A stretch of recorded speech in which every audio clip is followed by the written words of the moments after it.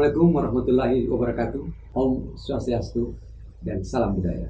Kembali bertemu dalam channel saya, Mapangar Berbagi. Hari ini saya kedatangan seorang mahasiswa jurusan sejarah, namanya Aspriyadi Aziz. Dia berasal dari salah satu tempat wisata terkenal di Sulawesi Selatan, yaitu Toraja. Kami akan berdiskusi, berbincang, atau mempertanyakan kepada saya sesuatu yang berkaitan dengan perjanjian London yang ditandatangani pada tanggal 17 Maret 1824. Baik, sebelum kita mulai, jangan lupa like dan share video ini agar bermanfaat pada banyak orang. Dan tentu saja jangan lupa subscribe agar channel ini tetap dapat bertahan. Baik, kita mulai. Selamat menyaksikan. Suatu kehormatan bagi saya bisa berbincang dengan Bapak ini di Mapangar Berbagi, channel Bapak. Ada mungkin yang ingin saya tanyakan, mungkin hal-hal terselubung Pak yang ada di dalam kepala saya, yang mungkin hampir setiap hari terngiang-ngiang. Sebenarnya apa inti dari Traktat London pada tahun 1824 ini Pak? Mungkin bisa saya tanyakan apa penyebabnya atau apa inti yang menyebabkan diadakannya Traktat London ini Pak? Ya, Traktat London ini atau perjanjian London ini ditandatangani oleh pemerintah Inggris dan Belanda. Intinya sebenarnya adalah bagaimana menyelesaikan persoalan yang dihadapi kedua kuasa besar ini ketika itu di wilayah Nusantara ini. Jadi dia sebenarnya ingin menyelesaikan banyak persoalan dengan cara baik, bukan dengan cara kekerasan, karena kita tahu bahwa Inggris memandang Belanda ini dari segi geografi itu sangat penting dalam strategi perang di Eropa. Jadi hubungan yang baik ini harus dijaga dengan baik agar tidak bentrok. Kalau bentrok di timur, dia juga bisa menyebabkan ada persoalan lain di barat. Dan kita tahu ketika kerajaan Belanda ditaklukkan oleh Prancis, ya, pada waktu perang Napoleon itu 1794-1795 itu Raja Belanda melarikan diri dan meminta suaka politik di Inggris. Ya. Itulah kemudian kita tahu bahwa wilayah Belanda yang ada di Nusantara itu untuk sementara diambil oleh Inggris yang kita kenal dengan surat Q atau Q letter. Jadi inti persoalan perjanjian London itu sebenarnya ingin menyelesaikan persoalan yang dihadapi antara Belanda dan Inggris, terutama yang ada di Nusantara. Jadi yang di Bapak maksud tadi, dua kuasa besar pada saat itu Inggris dan Belanda Pak? Ya, Inggris dan Belanda. Ada satu hal lagi Pak, mungkin tempat yang sekarang kita kenal dengan nama Singapura. Kalau tidak salah, dulu namanya Tumasik. Menurut pengetahuan saya Pak, yang saya ketahui, Tumasik berubah namanya jadi Singapura ini ada pengaruhnya oleh perjanjian London ini Pak.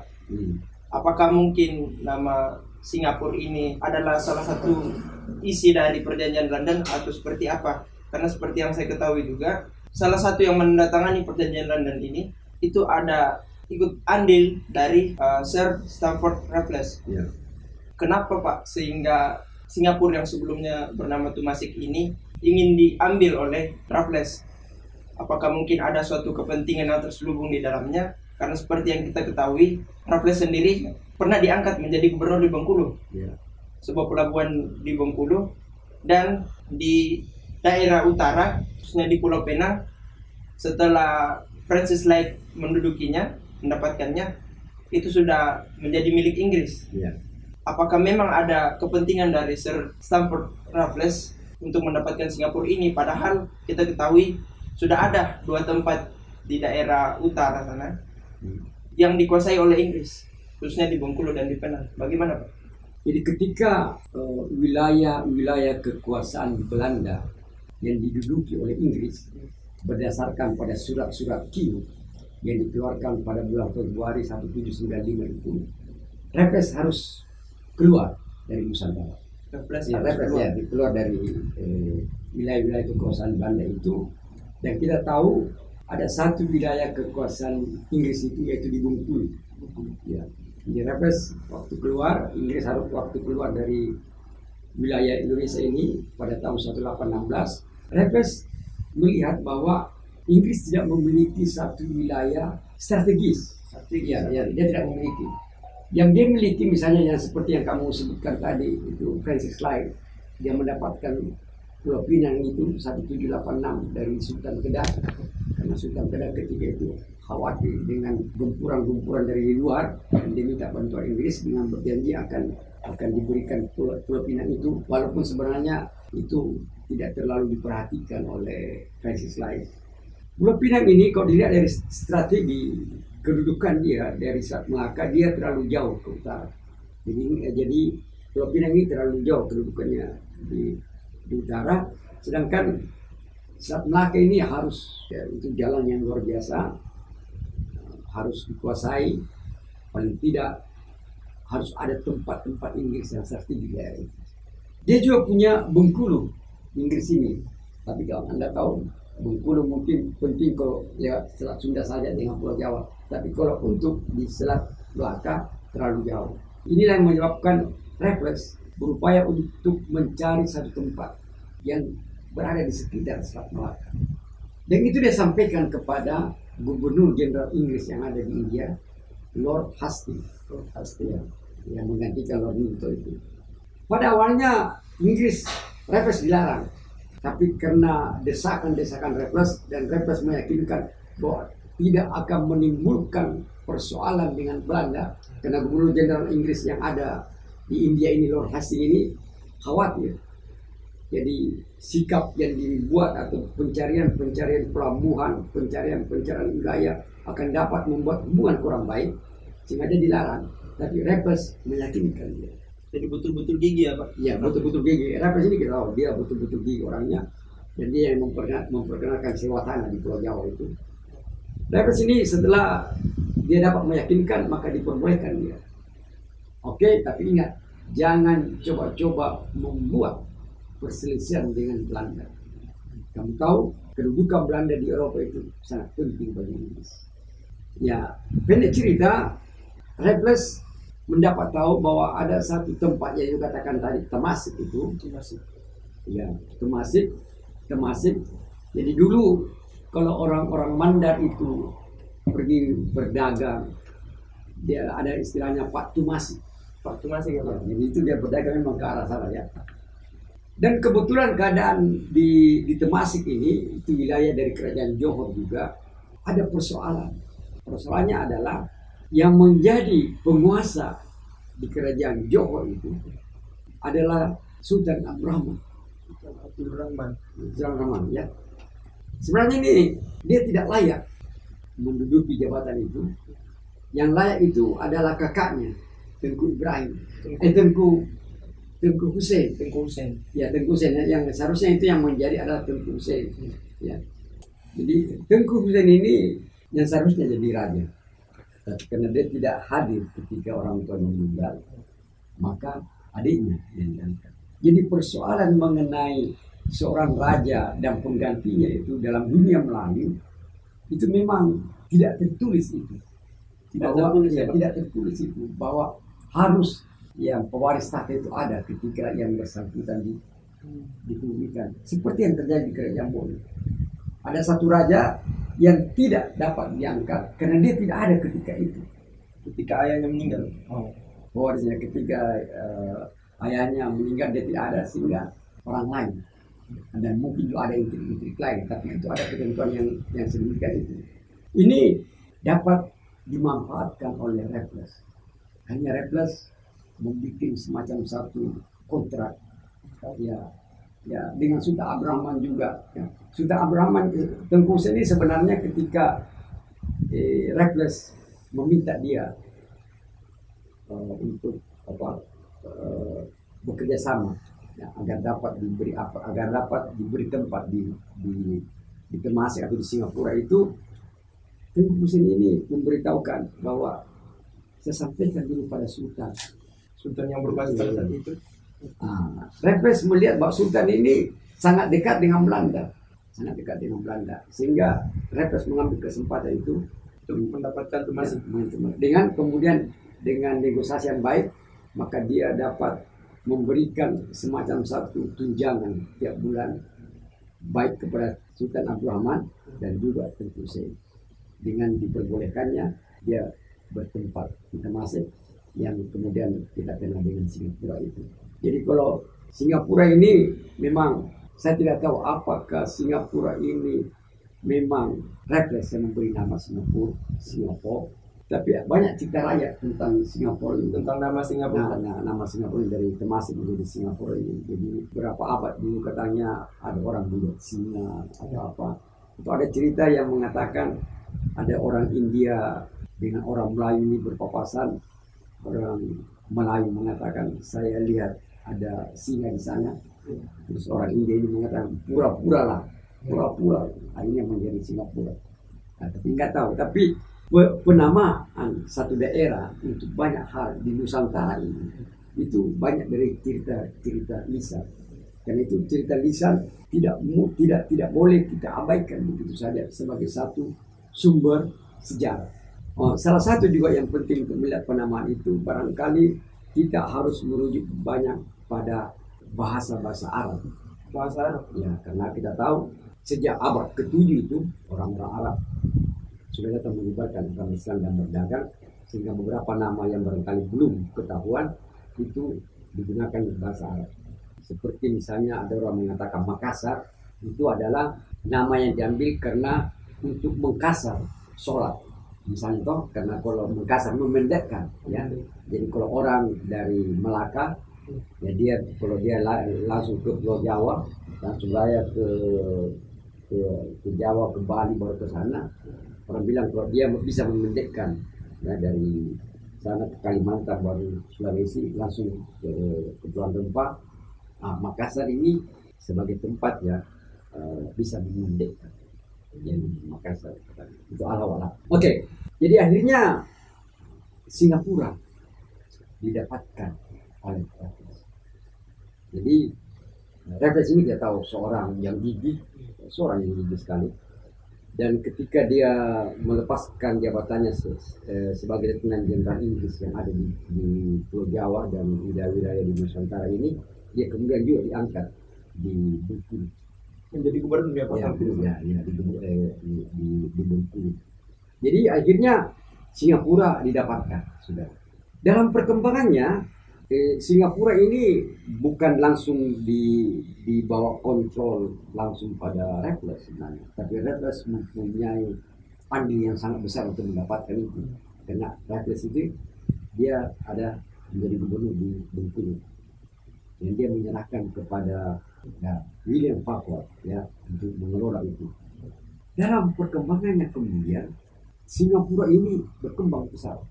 Tidak salah ketika tahun 1819 atau 1820 itu penduduk Singapura hanya 5.000 orang. Tapi setahun kemudian dia menjadi 10.000 orang. Dan perkembangan yang pesat pada Singapura ini membuat Belanda mulai kepanasan. Kenapa? Perkembangan pelabuhan Singapura ini itu juga mengganggu Batavia. Karena banyak daerah-daerah Makassar, keluar dari Makassar itu pedagang-pedagang Makassar apa, dia langsung ke Singapura. Jadi Belanda merasa terusik dengan itu. Ya, Belanda terusik. Dan Belanda mulailah mempertanyakan keberadaan Inggris di Singapura dengan mengatakan bahwa Singapura itu bagian dari wilayah kerajaan Melaka dulu. Kita tahu kerajaan Melaka itu setelah diduduki oleh Portugis 1511, dia kemudian diambil oleh Belanda tahun 1641. Ya, Belanda sebenarnya menyerahkan kembali kepada Inggris 1795 berdasarkan surat-surat King tadi, yaitu seluruh wilayah-wilayah Belanda harus diserahkan kepada Inggris. Tapi kan setelah perang di Eropa selesai, dibikin perjanjian London juga namanya 1814, diserahkan kembali wilayah itu. Perkembangan Singapura ini yang mengganggu Batavia itu membuat Belanda terusik dan dia coba mempertanyakan beberapa hal tentang Singapura ini, termasuk bahwa Singapura itu bagian dari wilayah kerajaan Melaka. Tapi ketika Melaka diserahkan 1795 itu, dia tidak mau mengatakan bahwa Melaka punya daerah jajahan yang lain. Inggris memberi alasan itu. Akhirnya apa yang terjadi? Kalau begitu kita selesaikan persoalan Singapura ini. Kenapa? Karena kalau tidak selesai persoalan Singapura ini, maka konflik itu ibarat api dalam sekam. Kapan-kapan dia bisa. Padahal keduanya ini sama-sama harus menjaga. Istilahnya dia mau perang dingin dia, sama-sama menjaga. Ya, karena kepentingan di dunia timur ini harus juga memperhatikan kepentingan di dunia barat. Akhirnya kemudian diputuskan kita selesaikan persoalan ini dengan perjanjian London 1824 17 Maret. Itulah bagaimana sampai Singapura diperoleh oleh Inggris. Bukan Raffles yang menjadi gubernur di Singapura, tidak. Raffles di Bengkulu, dia menyerahkan kepada William Papua untuk mengatur itu. Dia hanya mendapatkannya saja, Pak. Ya, dia bekerja keras untuk mendapatkannya. Jadi mungkin bisa saya simpulkan sedikit, Pak, bahwa mungkin dugaan saya benar bahwa jarak antara Bengkulu dan Pinang dianggap terlalu jauh dari Selat Malaka. Jadi salah satu cara dari Raffles yaitu dengan mendapatkan Tumasik. Jadi ada pertanyaan lagi, Pak. Mungkin pertanyaan terakhir dari saya. Seperti yang Bapak sedikit jelaskan tadi bahwa Singapura pada saat itu berkembang sangat pesat setelah didapatkan oleh Raffles. Dengan mungkin pada saat itu sistem pemerintahan atau sistem politiknya yang baik sehingga sistem perdagangan bebas ya. Perdagangan bebas. Yang saya mau tanyakan, Pak, mengenai dampak, apakah mungkin kita bisa lihat sekarang bahwa Singapura perkembangannya sangat maju, Pak, sudah maksudnya dinamakan sekarang sebagai negara maju. Apakah itu salah satu dampak dari Traktat London ini pada saat Raffles mendapatkan Singapura? Atau bagaimana, Pak? Dan apa saja dampak yang bisa kita rasakan sekarang, dampak berkepanjangan dari Traktat London sejak itu masih didapatkan hingga sekarang, Pak? Sebenarnya yang dapat kita katakan kalau kita melihat kekiniannya dari perjanjian London itu sebenarnya cikal bakal terpisahnya Malaysia dan Indonesia. Sebelum ada perjanjian London 1824 itu orang bisa kemana saja. Jadi orang tidak dikatakan kalau orang ke Malaysia pendatang haram. Ya, kalau orang sekarang ini pendatang haram kalau ke sana dengan tidak ada visa atau apa. Tapi dulu tidak. Bebas ya? Bebas. Tapi ketika 1824 itu sudah ada titik-titik pemisahan. Ya. Singapura itu Singapura bebas. Sekarang Singapura kan berdiri sendiri, tapi dulu kan Singapura bagian dari Malaysia. Ya, nanti kita bicarakan itu dalam pertemuan lain. Tapi yang jelas perjanjian London itu membuat Indonesia dan Malaysia itu terpisah. Sebenarnya tidak seluruhnya itu diambil oleh Belanda yang berada di bagian selatan Selat Melaka. Aceh itu harus tidak diganggu oleh Belanda karena Inggris mengakui Aceh sebagai satu negara merdeka. Oke, saya potong sedikit tidak apa-apa ya, Pak. Kalau tidak salah, kalau mungkin saya keliru, Pak, dalam Traktat London ini ada beberapa isinya. Ada juga pertimbangan-pertimbangan yang diikut sertakan, ada peraturan dan ada isi. Salah satu isinya mungkin saya keliru, seperti yang Bapak katakan tadi, Belanda boleh memperluas wilayah jajahannya, wilayah pemerintahannya, kecuali Aceh. Ya, seperti yang Bapak katakan tadi. Mungkin ini hal menarik untuk kita bahas pada saat ini, Pak. Kenapa Aceh dikecualikan? Mungkin ada hal yang istimewakah atau apa spesialnya Aceh ini, Pak, sehingga Aceh dikecualikan? Ya, Aceh ini karena Inggris mengakui Aceh. Jadi Inggris mengakui Aceh merdeka, dalam arti jangan diganggu, dan itu diikuti juga oleh Belanda. Ya, karena Aceh ini ketika masa jayanya memang luar biasa. Ya. Dia dulu ketika Portugis menguasai Melaka 1511 itu Aceh beberapa kali mencoba untuk merebut kembali. Terutama ketika Aceh di bawah pemerintahan Sultan Iskandar Muda Mahkota Alam 1606 sampai 1636 itu. Jadi Aceh dibebaskan dan Inggris juga tidak boleh mengganggu Sabah dan Sarawak. tidak boleh Ya, mengganggu ya, wilayah ya, Sabah dan ya, segala dan macam. juga memperluaskan wilayahnya. Oh, iya. Ya. Dan Inggris itu dia memang dia lakukan itu. Karena Inggris sebelum 1874 dia tidak pernah melakukan yang namanya campur tangan pada tanah Melayu, semenanjung tanah Melayu. Sebelum 1874 tidak pernah. Kita tahu 1786 Pinan diambil, Pulau Pinan diambil Oleh Francis Live. ya. Kemudian Singapura diambil oleh oleh Inggris juga 1819 dan Melaka diambil 1824. Perjanjian London. Oh. Ya, jadi perjanjian London itu selain untuk menyelesaikan banyak persoalan, Melaka itu juga harus ditukar guling dengan Bengkulu. Jadi Bengkulu milik Inggris diambil oleh Belanda, Melaka milik Belanda diambil oleh Inggris. Jadi 1786 Penang, 1819 Singapura, 1824 yang namanya Melaka diambil. Itu nanti ketiganya dibuat jadi satu wilayah, di Strait Settlement, wilayah-wilayah penempatan di Selat Melaka. Strait Settlement itu 1826. Itu Inggris tidak mengganggu tanah Melayu. Jadi ketika Sabah dan Sarawak oleh James Brooke, James Brooke yang dikatakan diangkat menjadi raja orang putih pertama di Sarawak ya, itu 1830-an, 40-an itu berada di sana. Ketika itu juga Belanda mulai mengganggu Aceh. Mengganggu kedaulatan. Ya, tapi kedua negara ini tidak bisa mencampuri dalam banyak hal karena mereka sudah mengatakan bahwa Selat Melaka itu milik pada Belanda, di utara milik Inggris. Jadi persoalan bukan saja persoalan mengenai Melaka, mengenai Singapura, mengenai Aceh, tapi perjanjian London ini juga itu sebenarnya bagian dari upaya untuk menyelesaikan banyak perampok laut. Mungkin bahasanya bajak laut ya. Ya, bajak laut yang ketika dia beroperasi di wilayah Inggris, dia lari melewati Selat Melaka masuk ke wilayah Belanda, Inggris tidak bisa. Begitu juga yang terjadi. Kan ini mengganggu sebenarnya. Karena itu salah satu dari rentetan dari perjanjian London itu adalah penyelesaian bajak laut. Nah, jadi perjanjian London adalah cikal bakal pemisahan antara Indonesia dan Malaysia. Dulu tidak ada. Ketika orang Nusantara mau pergi, Anda pergi ke Pulau Pinang dari Batam pergi ke Singapura naik kapal dekat sekali. Tapi ada pemisahan itu Selat. Dan satu lagi adalah Singapura ini kemudian menjadi tapak bagi Inggris, kemudian melakukan perdagangan dengan Cina, dan Inggrislah yang membuat dasar tutup pintu orang-orang Cina itu terbuka dengan perang Canggih pada tahun 1839.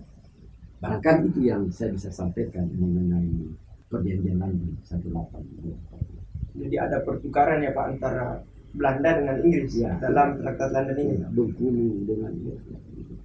Terima kasih Pak. Ya.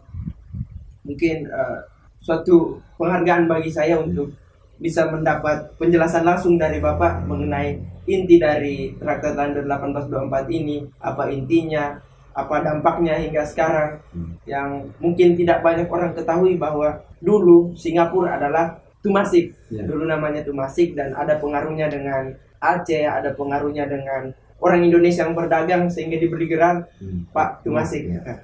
Oke, jadi mungkin itu saja yang saya tanyakan pada Bapak. Saya ucapkan terima kasih yang sebesar-besarnya pada Bapak untuk kesempatan kali ini. Oke, terima kasih Pak. Terima kasih kembali. Demikian tadi bincang-bincang saya dengan salah seorang mahasiswa jurusan sejarah di Universitas Hasanuddin, Saudara Aspriani Aziz dari Tanjung Toraja. Mudah-mudahan diskusi kami hari ini dapat bermanfaat. Jangan lupa like dan share dan subscribe sehingga channel ini tetap dapat. Terima kasih. Semoga kita berhidayah.